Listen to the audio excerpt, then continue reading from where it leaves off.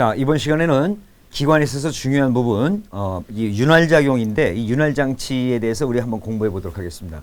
이 기관이 금속과 금속 간에 움직이는 부분이기 때문에 가급적이면 마찰로 인한 마모가 적어야 되겠죠. 또 그런 마찰이 나게 되면 소음도 발생하는데 이것을 전부 다가 보완해 주는 것이 바로 엔진오일, 즉 윤활유의 기능인 것입니다. 그래서 이 윤활유의 그 목적을 보게 되면은 먼저 각 운동 부분의 마찰을 감소시키죠. 따라서 피스톤이 움직인다든가 또는 크랭크축이 회전한다든가 하는 부분에 있어서의 마찰을 최소한 감소시켜 주는 것이 윤활의 목적이에요. 그 다음에 마찰 손실을 최소화해서 기계 효율을 향상시킨다. 이 효율이라는 말 들어보니까 우리가 엔진 처음 배울 때 마력에 배울 때 연소실 내에서 직접 얻어내는 마력을 우린 지시마력, 그 다음에 그 지시마력이 크랭크축의 회전 운동으로 바뀔 때 크랭크축에서 얻는 마력을 우리는 제동마력 또는 축마력 그랬습니다. 근데 그 사이에 피스톤이 왕복 운동하면서 실린더의 마찰이 먼저 거기서부터 시작되지 않습니까? 그죠? 그래서 기관 각부에서 이 마찰 마력으로 뺏기는 손실 마력이 약 5에서 10% 정도가 뺏깁니다. 따라서 이렇게 윤활 장치의 기능이라든가 윤활유의 성분이 좋게 되면은 그 마찰로 인한 손실을 최소한 줄일 수 있겠죠. 따라서 이걸 엔진 오일의 성능도 그만큼 중요한 겁니다. 따라서 그래서 그러한 그 효율을 줄이기 위해서 우리가 윤활유를 쓴다 이겁니다. 그래서 이 마찰의 종류는 크게 세 가지가 있는데 먼저 고체 마찰, 이거 즉 건조 마찰입니다. 상대하여 운동하는 고체에서 발생되는 마찰. 이것은 어떤 게 유용하게 쓰냐면은 우리가 수동 변속기 있죠. 수동 변속기에서 클러치 있지 않습니까? 클러치 디스크 또는 브레이크 패드 이런 거 완전히 회전하는 물체를 회전하지 않는 물체를 갖다 접했을 때에 같이 맞물려 들어갔거나 저항을 줄 수 있는 이런 마찰을 우리가 고체 마찰이라고 하고요. 그 다음에 경계 마찰이라고 하는 것은 바로 기관 내에서 섭동하는 모든 운동되는 부분에서의 마찰을 최소화시키기 위해서 일정한 얇은 유막이 있어야 되는데 그 유막이라는 것이 바로 오일의 막이죠. 그래서 움직이는 부분에 있어서 마모를 방지하기 위해서 우리가 경계를 두는 거, 약간의 공간을 둬서 거기에다가 유체를 집어넣어서 오일을 집어넣어서 매끄럽게 해주는 거, 이런 걸 갖다 우리가 경계 마찰이라고 합니다. 그 다음에 유체 마찰이라는 것은 우리가 점성 마찰인데 두 개의 고체 사이에 충분한 오일량이 존재할 때 오일층 사이에 점성에 기하는 마찰 그랬습니다. 이게 뭐냐면은 자동 변속기의 클러치죠. 유체 클러치 같은 거 어느 케이스 안에 한쪽에다 날개를 두고 반대쪽에 날개 두고 그 안에 오일을 채웠을 때 한쪽에 원동차로서 동력을 주게 되면 오일의 흐름으로서 방향이 바뀌게 되죠. 오일이 반대쪽에 있는 오일에 가서 전달시켜주는 이러한 마찰을 갖다가 우리는 유체 마찰이라고 하는 것입니다. 그래서 다시 한번 정리해보면 고체 마찰, 경계 마찰, 유체 마찰 이렇게 세 가지가 있다는 거 기억해 두시기 바랍니다. 자, 그래서 이 오일의 종류에 이제 분류가 있는데요. 일반인들은 잘 모르십니다. 오일의 종류가 여러 가지가 있는데 메이커 거라면 다 좋은 줄 아시고 계시는데 그게 아니고요. 오일의 성분이라는 것이 있습니다. 그래서 크게 나누면 우리가 SAE 분류가 있고 SA 신분류 있고 API 분류 이렇게 크게 세 가지로 나눕니다. 따라서 SA 분류는 SA 번호로서 그 점도를 표기하고 번호가 클수록 점도가 높은 오일입니다. 잠시 뒤에 다시 한번 정리하겠습니다. 그 다음에 API 분류는 가솔린과 디젤 엔진을 따로 구별해 놓은 거예요. 그래서 이렇게 표기 방법이 틀립니다. 이것도 잠시 뒤에 다시 한번 정리하겠습니다. 그 다음에 SA 신분류. 이것은 오일의 성능과 품질에 따라서 가솔린 엔진용, 그 다음에 디젤 엔진용 이렇게 따로 구별해 놓은 거예요. 그래서 이것도 하나하나 다시 한번 살펴보도록 하겠습니다. 먼저 SA 분류는 점도에 따라서 분류를 해놓은 겁니다. 그래서 봄이라든가 가을철용 이렇게 온도가 높지도 않고 낮지도 않고 이럴 때 SA 샵 30번, SA 30을 사용합니다. 그다음 여름철에는 조금 더 날씨가 더우니까 약간 점도가 좀 강해도 되겠죠. 그래서 조금 주위 온도에 따라서 물러질 확률이 있기 때문에 좀 높은 거 40을 쓰고 겨울철에는 20을 씁니다. 따라서 봄, 가을철이 30을 쓴다는 거예요. 그다음에 다금용 오일이라는 것이 있는데 한냉시 엔진의 시동이 쉽도록 점도가 낮고 여름철에는 유망을 유지할 수 있는 능력이 있다. 그래서 가솔린 기관은 10W30이라든가 디젤 기관은 20W40. 이런 내용들은 엔진 오일 통해서 많이 보셨죠. 그죠? 눈여겨보지 않아도 이거 보셨는데 이런 것들이 보통 이제 예전처럼 이렇게 봄용 또 여름, 가을용 뭐 이렇게 따로 쓰진 않고 통상 가솔린 10W30, 디젤 기관은 20W40 이렇게 해서 4계절에 모두 쓸 수 있는 이런 것들이 나왔었는데 이것은 이제 SA 분류, 점도에 따른 분류고요. 요즘은 이렇게 좀 많아져. 좀 달라졌어요. 두 번째 이제 API 분류인데 이것은 운전 상태에 따라서 그러니까 매일 고속도로만 달리는 차가 있는가 하면은 매일 현장, 그러니까 공사 현장에 있는 차들이 있죠. 가혹한 조건. 그러니까 운전 요건이 굉장히 가혹한 거야. 비포장 도로라든가 뭐 이럴 때 쓰는 거. 그래서 그걸 크게 세 가지로 나눴습니다. 첫 번째 크게는 가솔린 기관용하고 디젤 기관용하고 또 달라요. 그래서 가솔린은 ML, MM, MS 이렇게 세 가지로 나눕니다. 그래서 운전 조건은 가장 좋은 조건에서 사용되는 엔진일 때는 좀 부드러운 거 ML을 쓰고, 중간 정도 MM, 가장 가혹한 운전 조건에 쓰는 거, 운전이 굉장히 험악한 거, 여건이 안 좋은 거죠. 그러니까 그럴 때는 MS를 써라. 그래서 가솔린 기관용은 ML, MM, MS 이거 기억해 주시기 바래요. 이거 시험에 잘 나옵니다. 그 다음에 디젤은 DG, DM, DS 이렇게 조건에 따라서 바꿔놨어요. 그래서 가솔린과 디젤의 용도에 따른 분류, 가솔린은 M으로 나가고 디젤은 D로 나간다는 거, 요거 기억해 주시기 바랍니다. 시험에 잘 나옵니다. 다음에 이제 SA 신분류가 있습니다. 이 SA 신분류가 이제 현재 근래 나오는 엔진 오일들이 거의 다 여기에 적용됩니다. 그래서 엔진 오일의 품질과 성능에 따라서 분류한 건데, 가솔린 기관은 보시다시피 S로 나가고요. 디젤 기관은 C로 나갑니다. 따라서 가솔린 기관은 SA, SB, SC, D, E, F, G, H, I, J, K 뭐 이렇게 나가겠죠. 이 알파벳, 뒤에 붙는 알파벳 숫자가 오래되고 가장 쭉 내려가면 내려올수록 점점 고급이에요. 가장 최신형이고. 그래서 요거 알고 계시기 바랍니다. 현재 뭐 G까지 나왔다고 하는데 그 이상도 얼마든지 개발할 수 있겠죠. 그죠? 거기에 들어가는 첨가물이라든가 오일의 그 성능에 따라서 쭉 내려갑니다. 그래서 새롭게 나타나는 엔진 오일에 따라서 알파벳이 점점 하나씩 더 붙는다는 거. 디젤 기관은 C로 나갑니다. 그래서 C, A, B, C, D, E, F, G에서 C, A, C, C, C, D에서 C, F 뭐 이렇게 나갑니다. C, G 뭐 이렇게 쭉 나가니까 SA 신분류는 엔진 오일의 품질에 따라서, 품질과 성능에 따라서 분류하는 거다. 그래서 가솔린은 S로 나가고 디젤은 C로 나간다는 거예요. 그래서 여러분들이 엔진 오일을 개인적으로 또 구매하거나 또는 정비센터에 가서 내 차 엔진 오일 교환할 때 그 교환하는 엔진 오일을 가만히 보세요. 여기 표기가 다 돼 있습니다. 따라서 이 S, 가솔린 기관이다 그러면 S 뒤에 붙는 이 알파벳이 어디까지 나가 있는 건가, 어떤 건가를 확인해 보세요. 그러면은 이 엔진 오일이 좀 좋은 거구나, 아니면 조금 저급이구나. 또 합성유라는 거 있죠.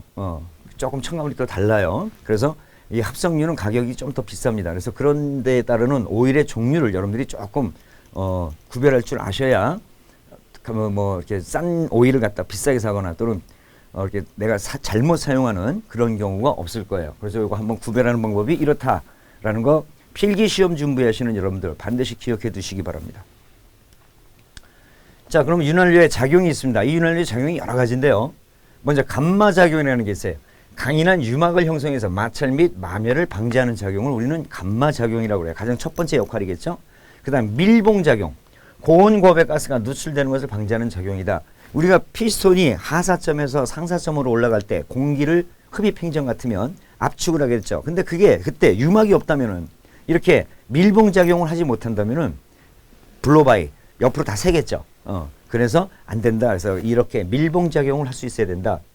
또 하나 냉각 작용을 할 수 있어야 돼요. 이 마찰이라는 것이 일어나면 열이 발생합니다. 이 열로 인해서 또 변화가 생기기 때문에 이렇게 오일 자체가 또 냉각 작용도 도와야 된다. 그리고 세척 작용, 먼지라든가 연소 생성물의 카본이라든가 금속 분말들을 흡수해서 오일팬으로 와서 우리가 여과할 때 필터에 걸러지는, 이렇게 해서 세척 작용도 해야 된다. 응력 분산 작용, 이것은 뭐냐면은 어느 힘이 한 군데로 쏠리게 되면 거기만 집중적으로 가해지면 손상이 빨리 오겠죠. 따라서 크랭크 축이 원형이기 때문에 예를 들어서 피스톤이 압력을 꽝 하고 받으면 베어링이 이렇게 반달식으로 생겼죠. 이렇게. 그래서 축에서 받는 압력이 여기에만 집중적으로 가해지게 되면은 이쪽 부분에 파괴가 빨리 오겠죠. 그러나 회전하는 물체에 유막이 있기 때문에 여기 사이에 오일이 있다면은 이 응력을 분산시키는 거야. 힘을 여기만 주는 게 아니라 양옆으로 다 이렇게 분산시킬 수 있는 능력을 가져야 된다. 그래서 힘을 딱 받으면은 오일 자체가 어느 정도 힘을 받아서 옆으로 분산시킬 수 있어서 이런 능력이 있어야 국부적인 압력을 오일 전체 분산시켜서 평균화시키는 작용, 이것을 우리는 응력 분산 작용이라고 합니다.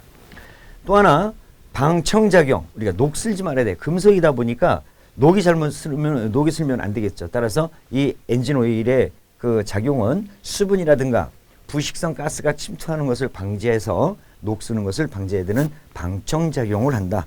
이렇게 여러 가지 기능들이 있습니다. 일반적으로 이렇게 봐도 쉽게 이해할 수 있는 내용이니까 여러분들 이거 정확하게 참고해 주시고요. 그 다음에 윤활유가 갖춰야 될 조건이 있습니다. 아무렇게나 만들면 안 되겠죠. 가장 중요한 거 적당한 점도가 있을 것. 약간 끈적거리는 정도를 점도라고 합니다. 좀 더 용어 정리 다시 한번 해드리겠습니다.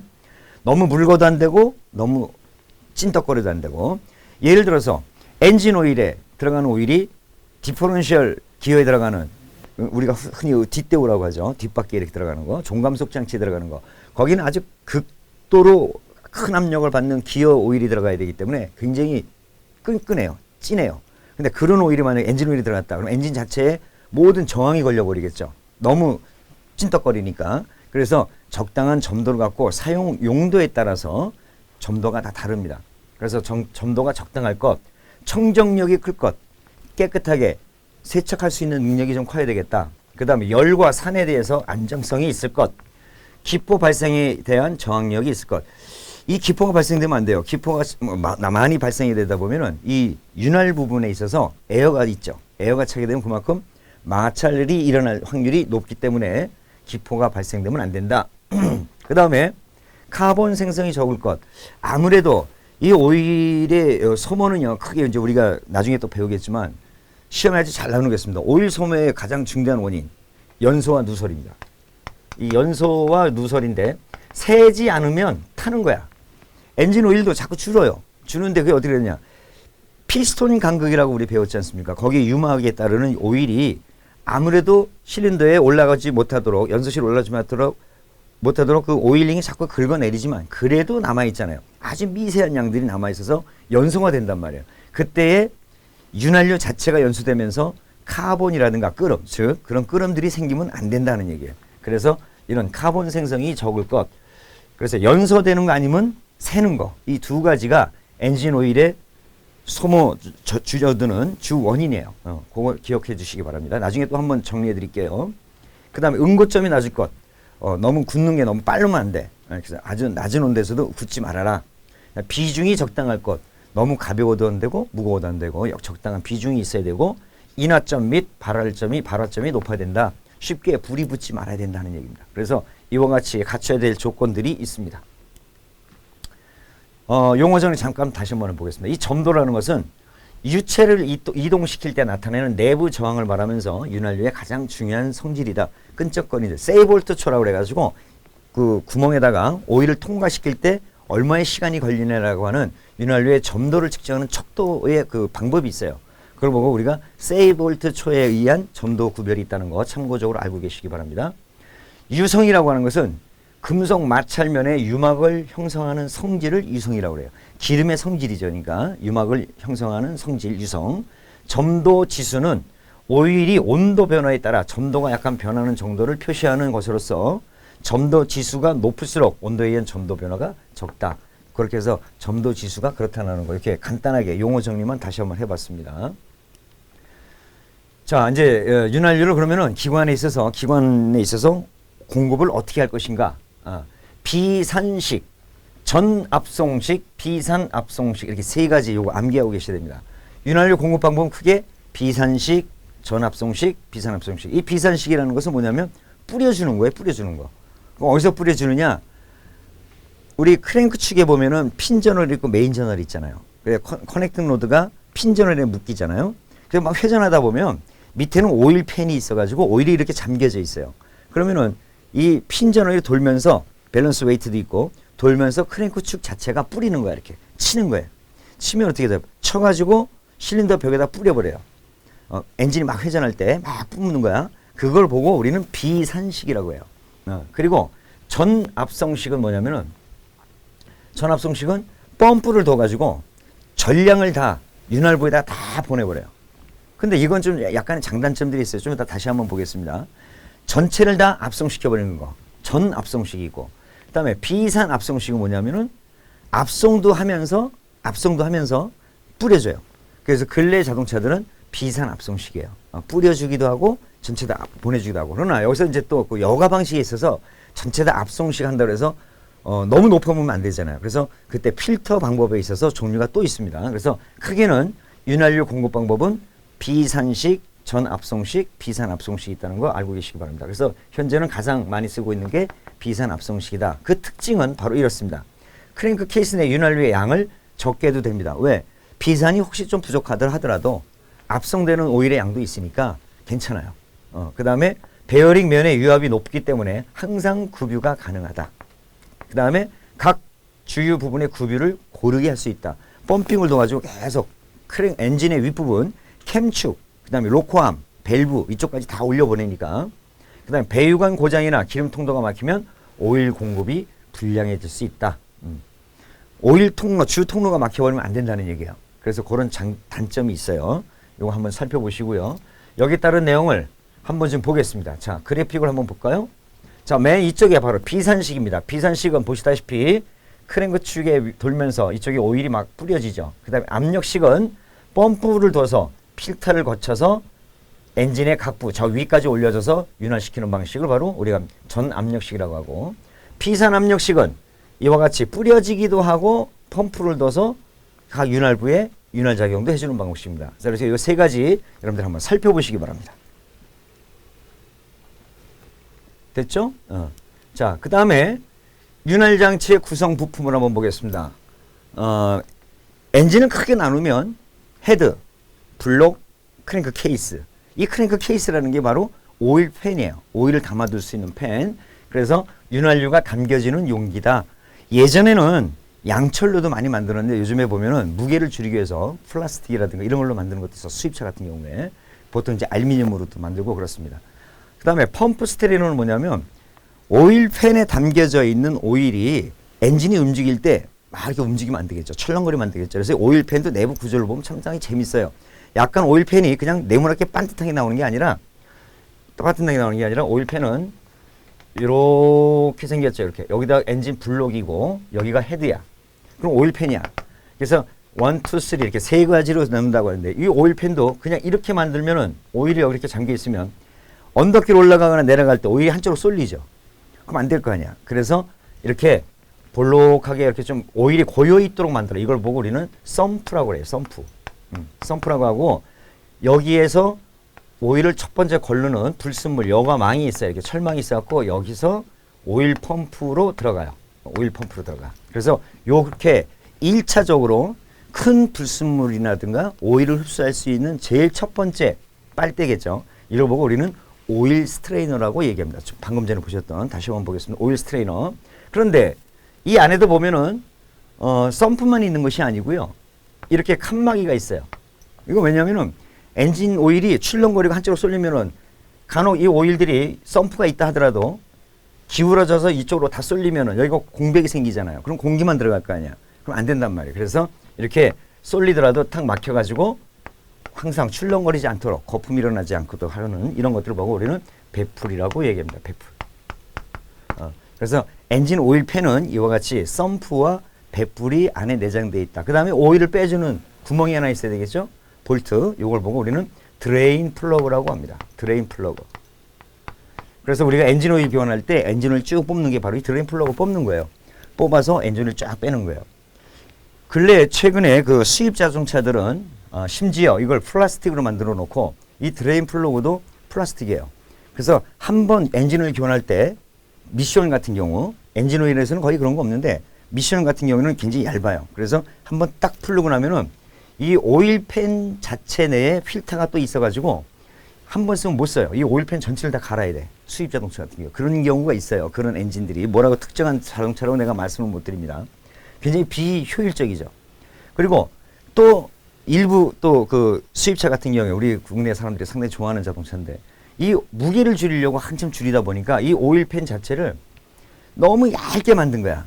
그러다 보니까 국내 차들은 어느 정도 강성을 갖고 있어요. 이 철판도. 그죠? 웬만하면 잘 안 찌그러지잖아요. 근데 무게 줄이려고 너무 얇게 하다 보니까 이 드레인 플러그를 국산차 조이듯이 꽉 조이든가 또는 힘줘서 풀르든가. 그래서 조일 때 너무 힘줘 버리면요. 이 부분이 찌그러져요. 조임과 동시에 쭉 찌그러져 버려. 그럼 어떻게 되겠어요? 내부값도 변형이 되죠. 안 돼. 그래서 그렇게 국산차, 국내 차량들 정비하셨던 분들 또 수입차 정비하실 때에 이런 것들 각 차종마다 약간의 특성들이 있기 때문에 상당히 조심해야 된다는 거예요. 참고적으로 말씀드렸어요. 그래서 이 오일팬에는 크랭크 케이스니 오일팬은 썸프, 배풀, 드레인 플러그가 있다는 거. 그 다음에 이 안에 또 뭐가 있냐면은 엔진 오일 오일팬 같은 경우에는 좀 극히 드문데 자동 변속기는 반드시 있습니다. 자석이 붙어 있어요. 영구 자석. 왜? 이 안에서 돌다가 보면은 약간의 불순물이라든가 금속 가루들이 나올 수 있잖아요. 그 금속의 미세한 금속 가루들이 다시 윤활 장치로 들어가게 되면 오히려 컴파운드처럼 마찰을 오히려 증대시키는 연마제가 돼 버릴 거 아니에요. 그죠? 그래서 필터에서 일단 걸르지만 그래도 큰 불순물 같은 경우 금속 가루들은 이 자석에 붙으라고 이 안에 자석 하나씩이 다 있어요. 따라서 이 안에 그 필터를 갈거나 또는 이 안에 정비를 할 때 오일팬을 뜯는 경우가 있으면 반드시 이 자석에 붙은 쇳가루의 상태를 보고 현재 기관의 상태가 어떻구나 우리가 판독할 수가 있어요. 그리고 다시 조립할 때는 자석에 묻은 쇳가루를 반드시 깨끗하게 닦고 다시 붙여줘서 조립해야 되는 그런 경우입니다. 참고를 알고 계시기 바랍니다. 배풀, 썸프, 드레인 플러그, 자석 이렇게 오일 케이스에 있다. 알고 계시기 바랍니다. 그게 펌프 스트레이너예요. 그래서 가장 첫 번째 여과망으로 1차 여과 작용을 하면서 오일 펌프로 오일을 유도하는 것을 오일 스트레이너라고 한다. 다음에 이 펌프가 이제 오일을 흡입하는 펌프가 있어야 되는데 그 펌프의 종류에는 기어로 움직이는 기어 펌프.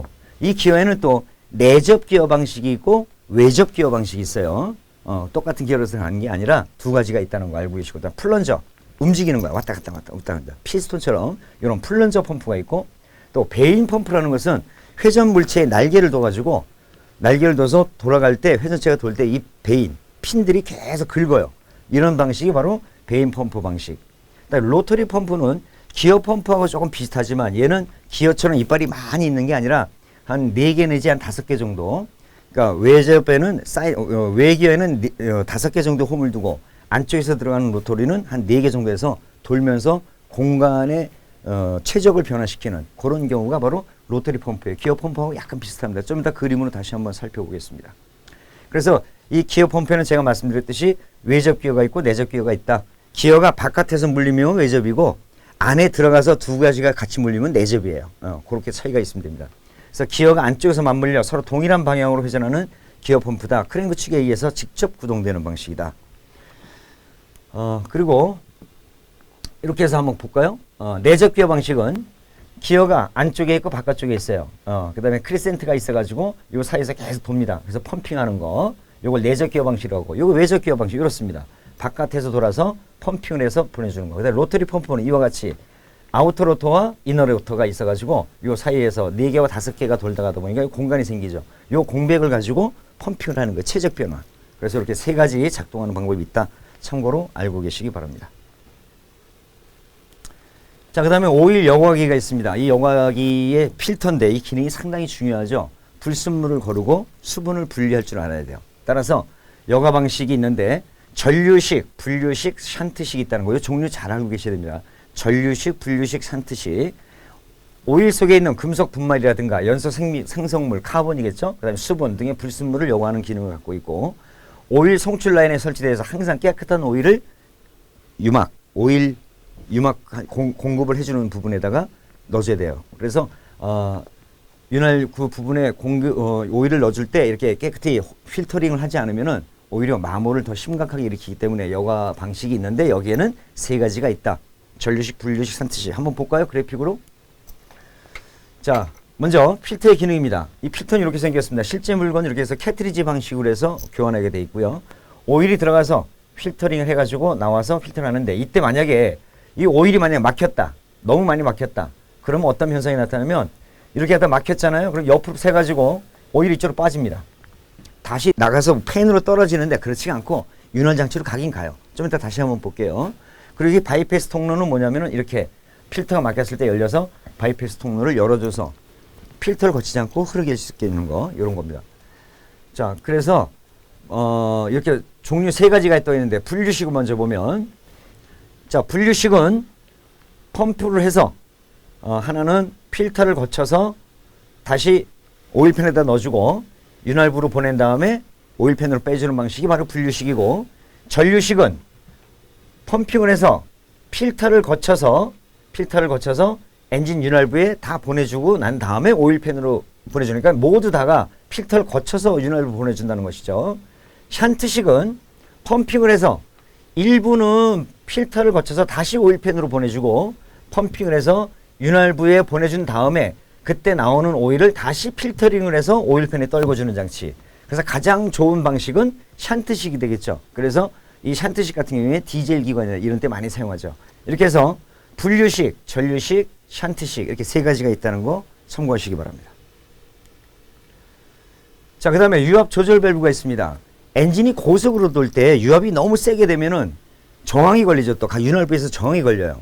회전체라든가 이런 부분에서 너무 높아도 안 되겠다. 그래서 적당히 어느 정도 압력이 세면은 조금 전에 우리 여과기 그림에서 보셨다시피 압력 조절 밸브가 있어서 규정 이상의 압력이 나오게 되면 밸브가 책 밸브 형태로 해서 열려가지고 다시 오일팬으로 리턴시키는 그런 기능이 바로 유압 조절 밸브인데 이때 릴리프 밸브라고 합니다. 유압 조절 밸브. 그래서 윤활 혈연의 유압이 과도하게 상승되는 것을 방지한다.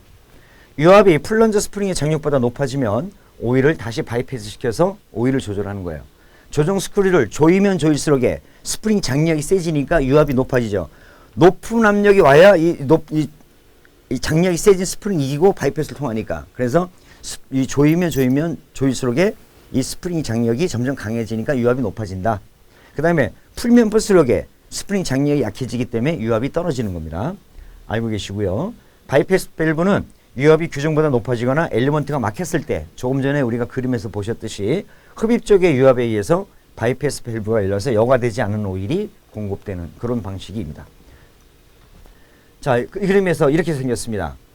평상시 오일 펌프에서 와가지고 유압 부분으로 나갑니다. 윤활부로. 그러다가 유압이 너무 높아지면은 이렇게 책 밸브처럼 막아져 있던 게 이 스프링 장력을 이기고 일부는 윤활부로 나가고 일부는 다시 오일팬으로 떨어지는 거야. 바이패스 통로로. 그래서 이렇게 작동되는 게 바로 유압 조절 밸브의 역할입니다. 또 하나 볼까요? 기관에서 지금 오일 스트레이너가 있죠. 여기서 오일이 쭉 올라가서 펌프를 거쳐서 필터를 거친 다음에 각 윤활부로 올라가게 돼 있는데 이때 만약에 필터가 막혔다. 필터가 막히면은 요 바이패스 통로가 열밀리면서 오일이 다시 오일팬으로만 오는 게 아니라 필터를 거치지 않고 윤활부로 가요. 이렇게 윤활부로 가서 엔진 오일을 떨어지는 이런 기능이 있다는 거. 바이패스 밸브라든가 또는 압력 조절 밸브의 기능을 다시 한번 정확하게 숙지해 주시기 바랍니다.